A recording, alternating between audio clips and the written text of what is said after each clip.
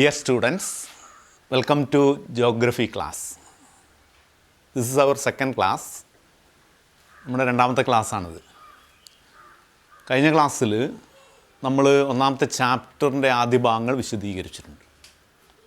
We already explained about the first parts of the first lesson.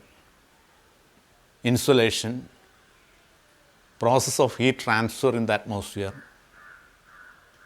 then what are the factors influence atmospheric temperature, what do you mean by diurnal range of temperature, daily mean temperature, then heat budget. ഈ ആശയങ്ങളൊക്കെ തന്നെ നമ്മൾ കഴിഞ്ഞ ക്ലാസ്സിൽ വിശദീകരിച്ചിട്ടുണ്ട്. Heat budget, the heat balancing process is known as heat budget, or the balance between insolation and terrestrial radiation is known as heat budget. The balance between insolation and terrestrial radiation is known as heat budget. The next we are going to discuss about humidity. അടുത്തായിട്ട് നമ്മൾ വിശദീകരിക്കുന്നത് എന്താണ് humidity എന്ന ആശയത്തെക്കുറിച്ചാണ്. What you mean by humidity? മലയാളത്തിൽ നമ്മൾ ആർദ്രത എന്ന് പറയും. ആർദ്രത. Water content in the atmosphere is known as humidity. Water content in the atmosphere is known as humidity. അന്തരീക്ഷത്തിലെ ജലസാന്നിധ്യമാണെന്ത്? ഹ്യൂമിഡിറ്റി അഥവാ ആർദ്രത. അന്തരീക്ഷത്തിലെ ജലസാന്നിധ്യം എന്ന് പറഞ്ഞാൽ അതെന്താണ്? നിങ്ങൾക്കറിയാം, വാട്ടർ വേപ്പറാണ് അല്ലേ? നീരാവിയാണ്. വാട്ടർ വേപ്പർ അന്തരീക്ഷത്തിലേക്ക് വരുന്ന പ്രക്രിയ ഏതാണ്? What is the process that water vapour that reaches the atmosphere? അന്തരീക്ഷത്തിലേക്ക് വാട്ടർ വേപ്പർ വരുന്ന പ്രോസസ്സ് ഏതാണ്? ഇവാപ്പറേഷൻ അല്ലേ? ഇവാപ്പറേഷനാണ് അല്ലേ? ഇവാപ്പറേഷൻ്റെ ഭാഗമായിട്ടാണ് വാട്ടർ വേപ്പർ അന്തരീക്ഷത്തിലേക്ക് വരുന്നത്. So humidity means water content in the atmosphere or water vapour in the atmosphere, that is humidity. അതാണ് ഹ്യൂമിഡിറ്റി. നമുക്കറിയാം, അന്തരീക്ഷത്തിലെ temperature variations in the atmosphere actually that cause different phenomenas in the atmosphere. അന്തരീക്ഷത്തിലെ താപസാന്നിധ്യം അന്തരീക്ഷത്തിൽ വിവിധ പ്രതിഭാസങ്ങൾ ഉണ്ടാവാൻ കാരണമാകുന്നുണ്ട്.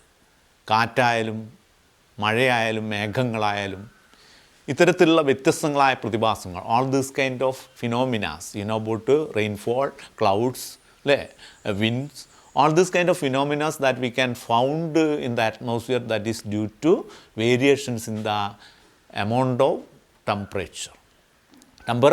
Temperature variations ആണ് ഇതിന് കാരണമാകുന്നത്. ദെൻ ടെമ്പറേച്ചർ വേരിയേഷൻസിൻ്റെ ഭാഗമായിട്ടാണ് വാട്ടർ വേപ്പറും അന്തരീക്ഷത്തിലേക്ക് വരുന്നത്. Water content in the atmosphere is known as humidity. Then what are the factors influencing moisture content in the atmosphere? What are the factors influencing moisture content in the atmosphere or amount of moisture in the atmosphere? അന്തരീക്ഷത്തിലെ moisture എന്ന് പറഞ്ഞാൽ ജലബാഷ്പം, means നീരാവി. അന്തരീക്ഷത്തിലെ നീരാവി അല്ലെങ്കിൽ ജലബാഷ്പത്തെ സ്വാധീനിക്കുന്ന ഘടകങ്ങൾ എന്തെല്ലാം? അങ്ങനെ എക്സാമിന് ചിലപ്പോൾ നിങ്ങളോട് ചോദിക്കാം, what are the factors influencing the amount of moisture in the atmosphere? Factors first temperature അല്ലേ? അതാണ് ടെമ്പറേച്ചർ. അന്തരീക്ഷത്തിലെ മോയ്സ്ചർ കണ്ടൻറ്റിനെ സ്വാധീനിക്കുന്ന ഒരു ഘടകം ടെമ്പറേച്ചറാണ്, താപമാണ്. രണ്ടാമത്തെ ശ്രദ്ധിക്കൂ, അവൈലബിലിറ്റി ഓഫ് വാട്ടർ, ജലലഭ്യത. കാരണം ഇവാപ്പറേഷൻ നടക്കണമെങ്കിൽ ജലം വേണം. അപ്പോൾ അവൈലബിലിറ്റി ഓഫ് വാട്ടർ, ജലലഭ്യത. ദെൻ വിൻഡ്സ്, കാറ്റുകൾ. These are the factors influencing the amount of moisture in the atmosphere. Factors are temperature, availability of water and winds. Next you have to create idea about here absolute humidity. എന്താണ് absolute humidity? What is absolute humidity? എന്താണ് കേവല ആർദ്രത. കേവല ആർദ്രത, absolute humidity. The actual amount of water content in the atmosphere. The actual amount of water vapor in the atmosphere is known as absolute humidity. The actual amount of water vapor in the atmosphere is known as absolute humidity. It is measured as the amount of the water vapor present per cubic meter volume of air. Present per cubic meter volume of air. What is absolute humidity? The actual amount of water vapor present in the atmosphere is known as absolute humidity. അന്തരീക്ഷത്തിൽ യഥാർത്ഥത്തിൽ അടങ്ങിയിരിക്കുന്ന water വേപ്പറിനെയാണ് absolute humidity എന്ന് പറയുന്നത്. ഒരു cubic metre volume എയറിൽ അടങ്ങിയിട്ടുള്ള water vapour വെച്ചുകൊണ്ടാണ് നമ്മൾ അബ്സല്യൂട്ട് ഹ്യൂമിഡിറ്റി കണക്കാക്കുന്നത്. അബ്സല്യൂട്ട് ഹ്യൂമിഡിറ്റിയെ മനസ്സിലാക്കുക. നെക്സ്റ്റ് അവിടെ മനസ്സിലാക്കേണ്ട അന്തരീക്ഷത്തിലെ ജലസാന്നിധ്യവുമായി ബന്ധപ്പെട്ട് നിങ്ങൾ മനസ്സിലാക്കേണ്ട മറ്റൊരു പോയിൻ്റാണ് സാച്ചുറേഷൻ ലെവൽ. ഓർമ്മിച്ചു, എന്താണ് സാച്ചുറേഷൻ ലെവൽ?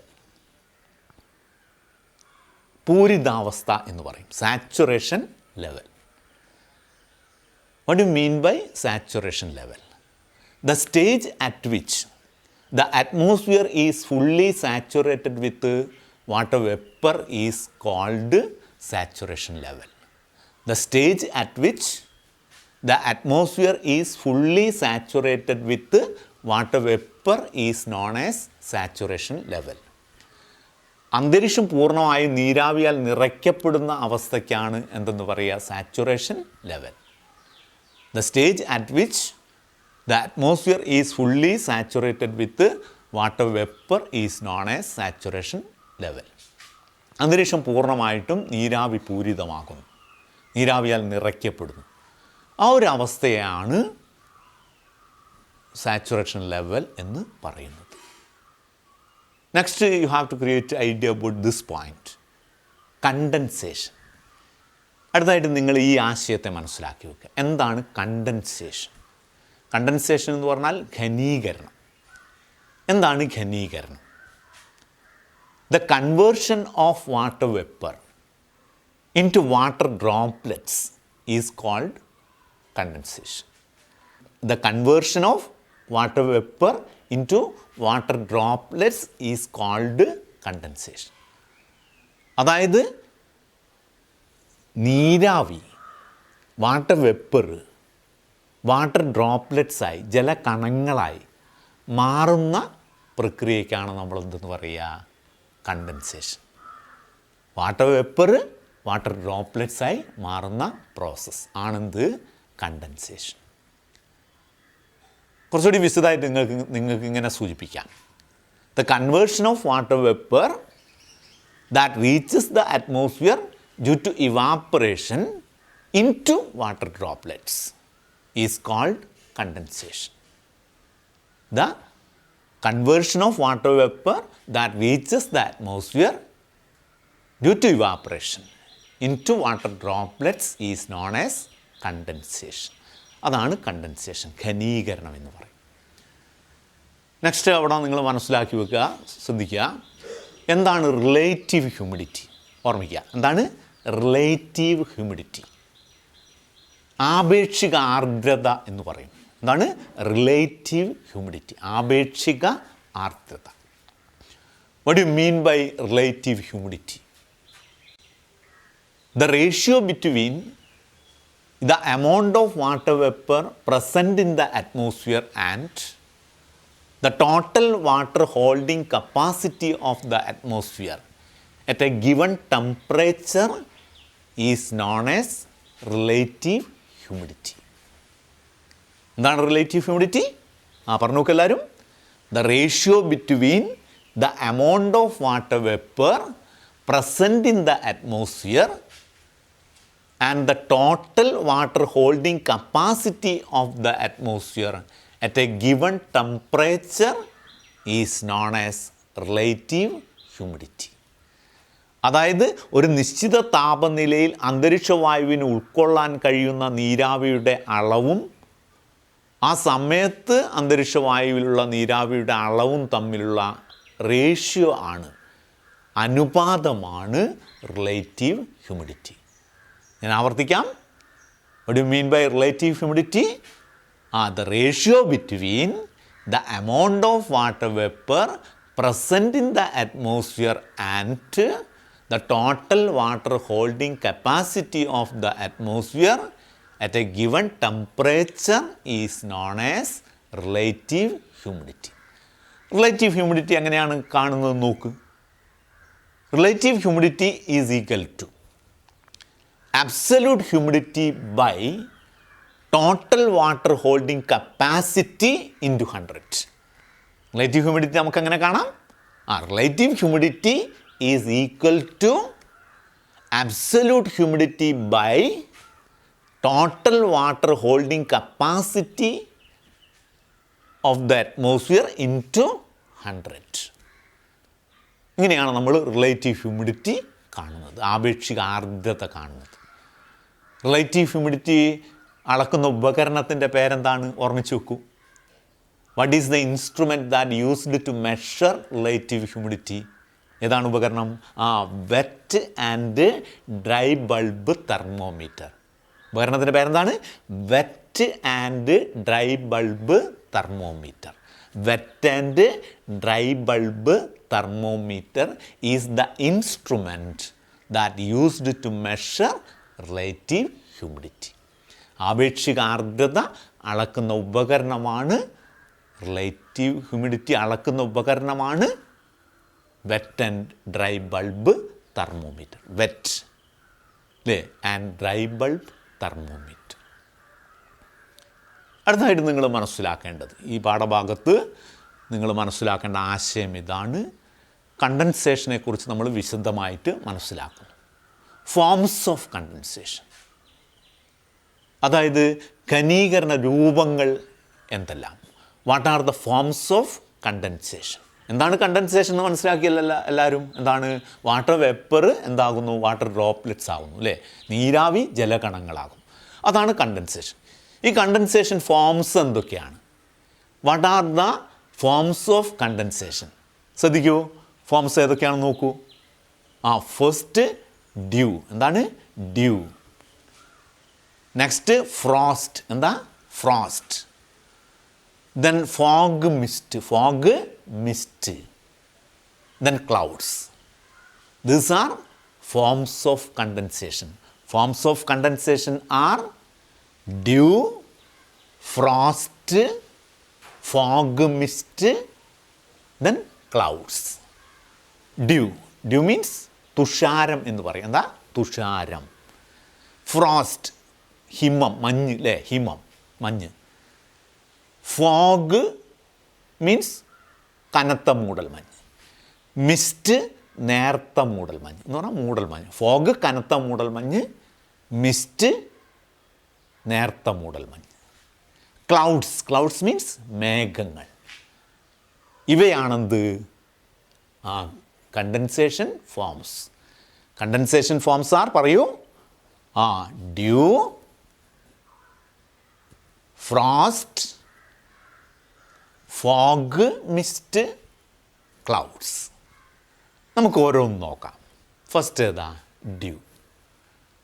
ഡ്യൂ നിങ്ങൾ കണ്ടിട്ടുണ്ട്, തുഷാരം എന്ന് പറയും. എന്താണ് തുഷാരം എന്ന് ഞാൻ പറയാം.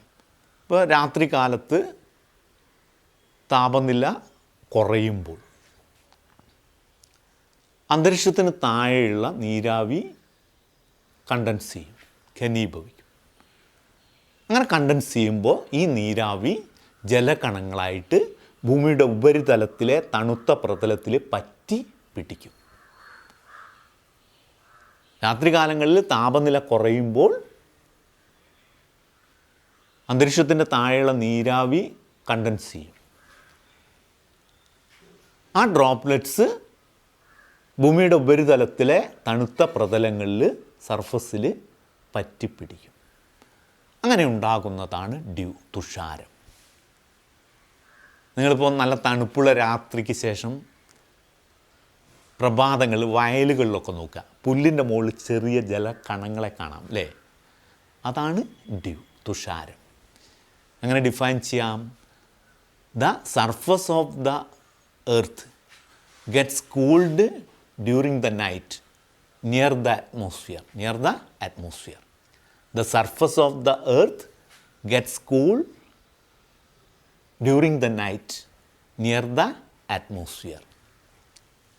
This causes the water vapor to condense, and this condensed droplets cling on the cold surface of the earth. This causes the water vapor to condense, and this condensed droplets cling. Cling means പറ്റിപ്പിടിക്കുക. Cling എവിടെയാണ് പറ്റിപ്പിടിക്കുന്നത്? Cling on the cold surface of the earth. ഭൂമിയുടെ ഉപരിതലത്തിലെ തണുത്ത സർഫസിൽ, പ്രതലങ്ങളിൽ പറ്റിപ്പിടിച്ചുണ്ടാകുന്നതാണെന്ത്? Due. ഒരാവർത്തി കൂടി ഞാൻ പറയാം. The surface of the earth gets cooled during the night near the atmosphere. This causes the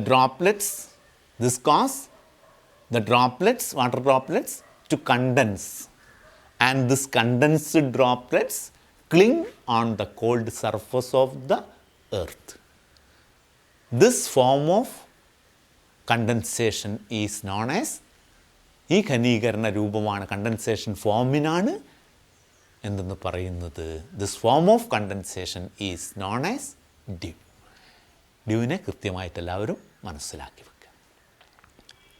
അടുത്ത എന്തായിരുന്നു നമ്മൾ പറഞ്ഞത്? ഫ്രോസ്റ്റാണ് അല്ലേ? Frost means ഹിമം. ഹിമം മീൻസ് മഞ്ഞ്, സ്നോ അല്ലേ? ഫ്രോസ്റ്റ്. എങ്ങനെയാണ് ഫ്രോസ്റ്റ് ഉണ്ടാവുന്നത് നോക്കുക. അപ്പം ഫ്രോസ്റ്റ് എന്ത് രൂപമാണെന്ന് മനസ്സിലാക്കി വെക്കുക. Condensation form. ആദ്യം പറഞ്ഞ ഫോം അതാണ്. Yes, due. Second, frost, himam, മഞ്ഞ്. When the night temperature falls below 0 degree Celsius. When the night temperature falls below 0 degree Celsius. Instead of dew, tiny ice crystals are formed. This form of condensation is known as frost. എന്താണ് frost? What do you mean by frost? അന്തരീക്ഷ താപനില 0 degree സെൽഷ്യസിന് താഴേക്ക് വരുമ്പോൾ ഡ്യൂവിന് പകരം എന്താണ് form ചെയ്യുന്നത്? Tiny ice crystals ആണ് ഉണ്ടാകുന്നത്. ചെറിയ മഞ്ഞു പരലുകളാണ് ഉണ്ടാക്കുന്നത്. ദിസ് ടൈനി ഐസ് ക്രിസ്റ്റൽസ് അല്ലേ are known as, or this forms of condensation is known as frost. What do you mean by frost? When the night temperature falls below 0 degrees Celsius. Instead of dew, tiny ice crystals are formed. This form of condensation is known as, yes, frost. This form of condensation is known as frost. Next, fog mist ആണ്. ഫോഗും മിസ്റ്റും. Fog എന്താണ് ഞാൻ നേരത്തെ പറഞ്ഞു. എന്താണ് fog? കനത്ത മൂടൽമഞ്ഞ്. മിസ്റ്റോ നേർത്ത മൂടൽമഞ്ഞ്. ഫോഗ് ആൻഡ് മിസ്റ്റ് രണ്ടും ഏത് ഫോമാണ്? കണ്ടൻസേഷൻ ഫോമാണ്. Fog or mist is the result of condensation. Fog or mist is the result of condensation. Around minute dust particles in the lower atmosphere. എന്താണ് ഫോഗ് മിസ്റ്റും? Fog or mist is the result of condensation. Around minute dust particles. Minute dust particles എന്ന് പറഞ്ഞാൽ ചെറിയ പൊടിപടലങ്ങൾ. Around minute dust particles in the lower atmosphere. This may obstruct atmospheric visibility. ഇവ രണ്ടും, അതായത് മൂടൽമഞ്ഞ്, നേർത്തതായാലും കനത്ത മൂടൽമഞ്ഞായാലും, fog and also mist may obstruct atmospheric visibility. ഇവ മൂടൽമഞ്ഞ് നമ്മുടെ ദൂരക്കാഴ്ചയ്ക്ക് തടസ്സം സൃഷ്ടിക്കുന്നുണ്ട്. മൂടൽമഞ്ഞുണ്ടെങ്കിൽ നമുക്ക് ദൂരേക്ക് നോക്കിയാൽ കാണാൻ കഴിയില്ല. അതാ പറഞ്ഞത് this may means fog mist may obstruct atmospheric visibility. Then if the range of visibility is less than 1 kilometer, it is termed as fog. എന്താണ് fog? If the range of visibility is less than 1 kilometer, it is termed as fog. അതായത് atmospheric visibility 1 kilometre താഴെയാണെങ്കിൽ അതെന്താണ്?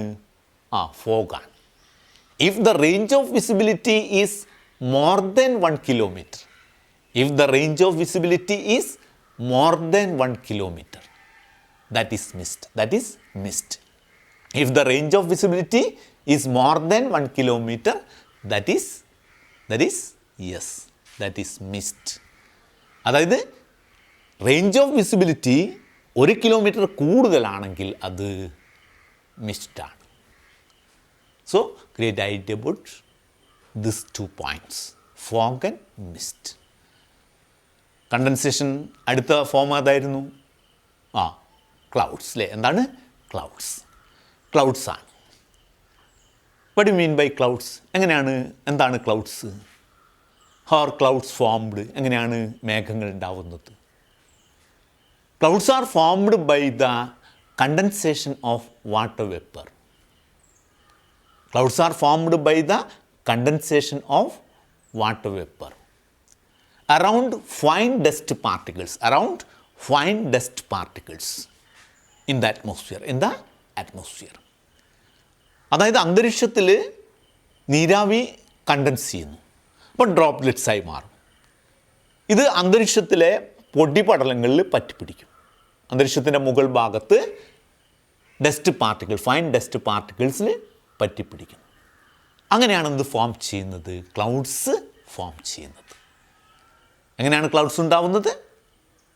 Clouds are formed by the condensation of water vapour. സംശയമൊന്നുമില്ലല്ലോ. Clouds are formed by the condensation of water vapour around fine dust particles in the atmosphere. And you know, the water droplets so formed are less than 0.001 centimeter in dimension. അതായത് ക്ലൗഡ്സിലുള്ള water ഡ്രോപ്ലെറ്റ്സിൻ്റെ അതിൻ്റെ dimension എത്രയാണെന്ന് നോക്കുക നിങ്ങൾ. എത്രയേ ഉള്ളൂ? 0.001 centimetre ഉള്ളൂ. എത്രയേ ഉള്ളൂ? 0.001 centimetre. അത്രേ dimension ഉള്ളൂ. അതുകൊണ്ട് ഇവ അന്തരീക്ഷത്തിൻ്റെ മുകൾ ഭാഗത്ത് ഈ ഡ്രോപ്ലെറ്റ്സ് ഈ ഡസ്റ്റ് പാർട്ടിക്കിൾസിൽ എന്താണ് പറ്റിപ്പിടിക്കും. Dust particles actually play an important role in the formation of clouds. ക്ലൗഡ്സിൻ്റെ രൂപീകരണത്തിൽ ഡസ്റ്റ് പാർട്ടിക്കിൾസ് വളരെ പ്രധാനപ്പെട്ട ഒരു പങ്ക് വഹിക്കുന്നുണ്ട്. So dust particles is known as condensation nuclei. Dust പാർട്ടിക്കിൾസിനെ എന്തെന്ന് വിളിക്കാറുണ്ട്? Condensation nuclei. എങ്ങനെയാണ് ക്ലൗഡ്സ് ഉണ്ടാവുന്നത് എന്ന് മനസ്സിലാക്കി വെക്കുക. സിമ്പിളായിട്ട് എന്താണ്? വാട്ടർ വേപ്പർ കണ്ടൻസ് ചെയ്തിട്ട് അല്ലേ, അത് ഡസ്റ്റ് പാർട്ടിക്കിൾസിന് മുകളിൽ പറ്റിപ്പിടിച്ച് അന്തരീക്ഷത്തിന് മുകൾ ഭാഗത്ത് ഉണ്ടാവുന്നതാണിത് clouds. Then based on forms, clouds are 4 types. ആകൃതി അടിസ്ഥാനമാക്കി ക്ലൗഡ്സ് എത്ര വിധമുണ്ട്? 4 വിധമുണ്ട്. Based on forms clouds are 4 types. നോക്കൂ. Yes, cirrus, stratus, cumulus, nimbus. ഏതെല്ലാണ്? Cirrus, stratus, cumulus, nimbus. Cirrus, stratus, cumulus, nimbus. These are different forms of clouds. Cirrus clouds, stratus clouds, cumulus clouds, nimbus clouds. First ഏതാണ്? Cirrus clouds. എന്താണ് cirrus ക്ലൗഡ്സിൻ്റെ പ്രത്യേകത നോക്കൂ. These are feather like clouds. Cirrus clouds are feather like clouds in the upper atmosphere in clear weather condition. നല്ല തെളിഞ്ഞ ആകാശത്തിൽ, അന്തരീക്ഷത്തിൻ്റെ മുകൾ ഭാഗത്ത് എങ്ങനെ കാണപ്പെടുന്നു? ഫെദർ ലൈക്ക് ക്ലൗഡ്സ്, തൂവൽ കെട്ടുകൾ പോലെ കാണപ്പെടുന്നു. Cirrus clouds are feather like clouds. Feather like clouds ഏതാണ്? Yes, cirrus. This are feather like clouds in the upper atmosphere in clear weather condition. Next ഏതാ? Yes, stratus clouds. Stratus clouds appear in thick layers in the lower part of the sky. അന്തരീക്ഷത്തിൻ്റെ താഴെ തിക്ക് ലെയേഴ്സായി കാണപ്പെടുന്ന clouds ആണ് ഇത്. Yes, Stratus. Stratus clouds appear thick layers in the lower part of the sky. Feather-like clouds, cirrus. Thick layers, stratus. Then cumulus clouds. Cumulus clouds resemble huge cotton bundles and are formed due to strong convectional current.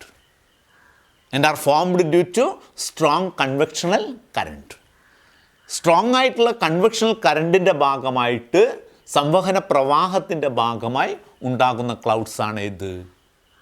Yes, cumulus clouds. എങ്ങനെ കാണപ്പെടുന്നു?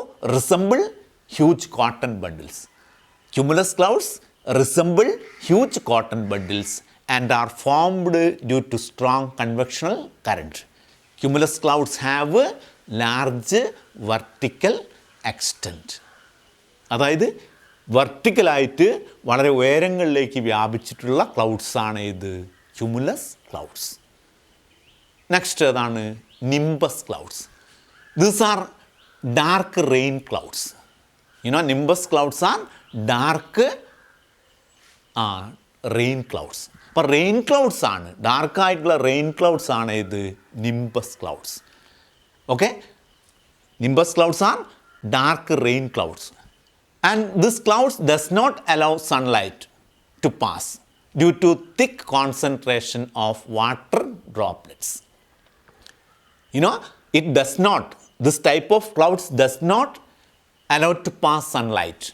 കാരണം എന്താ? Due to thick concentration of water droplets. ഈ clouds സൂര്യപ്രകാശത്തെ കടത്തി വിടുന്നില്ല. അതുകൊണ്ടാണ് നല്ല മഴക്കാർ വരുമ്പോൾ നമുക്ക് എന്താ അനുഭവപ്പെടുന്നത്? ഇരുടായിട്ട് തോന്നുന്നത്. സോ നിംബസ് ക്ലൗഡ്സ് എന്താണ്? Dark rain clouds. And it does not allow sunlight to pass. എന്താ കാരണം? Due to thick concentration of water droplets. Based on form, clouds are 4 types. Point ആയിട്ട് feather like clouds, cirrus clouds. Thick layers, stratus clouds. Resemble huge cotton bundles, cumulus clouds. Formed due to strong convectional current, cumulus clouds. Large vertical extent, cumulus clouds. Dark rain clouds, nimbus clouds. Does not allow sunlight to pass. Yes, nimbus clouds. ഇതാണ് വ്യത്യസ്ത തരത്തിലുള്ള clouds. ഈ ക്ലാസ്സിൽ ഇത്രയും ആശയങ്ങൾ വളരെ കൃത്യമായിട്ട് ഓരോരുത്തരും മനസ്സിലാക്കി വയ്ക്കുക. ആദ്യം എടുത്ത ആശയങ്ങളും ഇന്നെടുത്ത ആശയങ്ങളൊക്കെ തന്നെ വളരെ കൃത്യമായിട്ട് എല്ലാവരും പഠിക്കുക. നോട്ട്സൊക്കെ അതിൻ്റെ തന്നിട്ടുണ്ട്. സംശയമോ കാര്യങ്ങളുണ്ടെങ്കിൽ നിങ്ങൾക്ക് ഡയറക്റ്റായിട്ട് വിളിച്ച് ചോദിക്കുക. Okay, that's all. എല്ലാവരും സുഖമായിട്ട് ഇരിക്കുക. Okay, thank you.